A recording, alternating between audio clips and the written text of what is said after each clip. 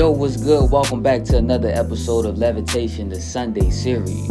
And I got a question. How many of us are working towards a goal? I know it sounds like a silly question because it should be everybody, right? No matter where you are in your life, no matter how old you are, but we all should have something that we should be working towards. Some of us have a vision of where we want to be, and hopefully God has inspired that vision. But we all have a point on where we want to be. And unfortunately, sometimes where we are currently and where we want to be is so far apart that it almost seems impossible. But reality is, in order to get to where you want to be, no matter where that place is, hard work has to be put into it. And let's be real, we would rather be doing something different than doing the work that's needed to get to where we want to be. But in that hard work is where we build the qualities needed to maintain and fully experience the vision. But this is Sunday, right?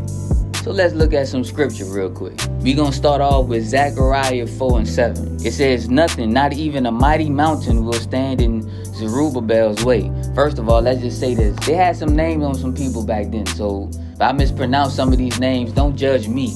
But it says, not even a mighty mountain will stand in Zerubbabel's way. It will become a level plain before him. And when Zerubbabel sets the final stone of the temple in place, the people will shout, may God bless it, may God bless it. Then we're going to jump down to verses 9 and 10. It says, Zerubbabel is the one who laid the foundation of this temple, and he will complete it. Then you will know that the Lord of heaven's armies has sent me. This is the part that's the most encouraging. It says, do not despise the small beginnings, for the Lord rejoices to see the work begin. All right, so let's break that down. In the 7th verse, God gave the vision. He gave the outcome and he gave the end result. That final result was that Zerubbabel was going to rebuild the temple. In order to get a full context of what's going on here, you got to go back a little bit. Israel was taken captive by the city of Babylon. And in that process of taking captive, they destroyed everything in Israel, including the temple. The temple in the 7th verse that God is saying that Zerubbabel is going to build, it's not just about building just a regular building. It has meaning to it. God is about to restore the nation of Israel. So the vision it holds weight. What I like most about it is that it says not even a mighty mountain will stand in the way. When God sets your vision, nothing can get in the way of that. Not people's doubt, not people's jealousy, not people's fear.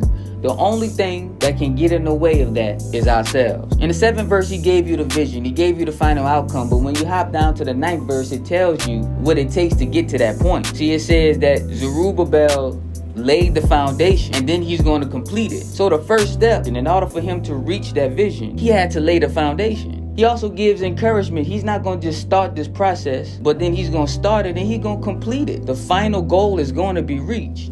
But then he says, do not despise the small beginnings, for the Lord rejoices to see the work begin. Sometimes God gives us a vision and we have our goals and we have our plans. And we get so caught up in the final stages that we don't start the process. We don't do the necessary work that's needed in order to reach it. It says God rejoices when you start. He didn't say that it was going to be easy to start, but he said that's when he rejoices in your beginning. But how come oftentimes we despise our beginning? We look so far ahead in the future that we don't even acknowledge the beginning. But the crazy part is that your faithfulness in your humble beginnings is going to determine the speed and how you're able to maintain the final outcome. In the scripture, it talks about building, right?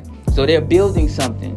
And even back then, the process of building something, you had to start with a foundation. So let's take a house, for example. The first and most important step in building a house is laying the foundation. Most people will consider that the most unattractive part about building a house. It's repetitive, it's tedious, it's boring. And it's a constant reminder that you just beginning the process. The wildest part is when you finish completing the house, you don't even see the foundation. But that's the most important part in building a house. If you halfway set the foundation, it's gonna be a bad house. It don't matter how good the house looks, it's a bad house. Because all it takes is for uncontrolled bad weather to come and shift and cause damage to the house. All because you neglected the foundation. The stage in where some of us are right now is our foundation. And some of us have been working on our foundation for a long time. Don't get it twisted. Just because you progressed in time don't mean that you ain't still working on your foundation. Some of us haven't even started the process yet.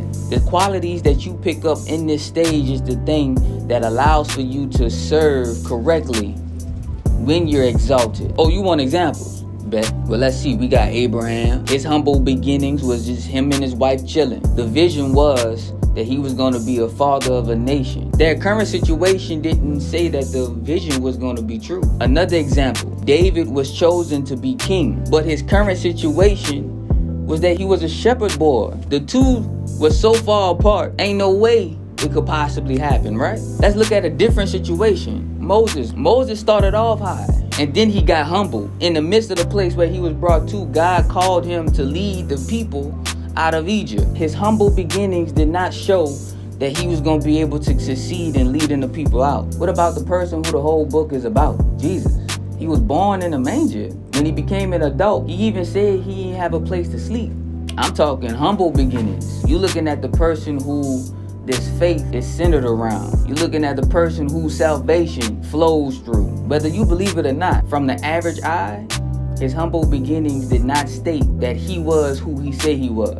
I want you to realize something. All of these people in their humble beginnings was faithful in their humble beginnings. They still relied on God. They still had faith in God, even when their situation didn't show that what God told them was going to come to pass. All of them were faithful in their position. All of them stayed dedicated to what they were supposed to do in that season. And in their dedication is what brought them to the place where God told them that they were going to be. Two things I want you to pull away from this. Let's learn to love and appreciate our humble beginnings. We have to be faithful and continue to do the work necessary in order to get to where our vision is. And the second thing is, while we are faithful in our humble beginnings, we have to set God as our foundation.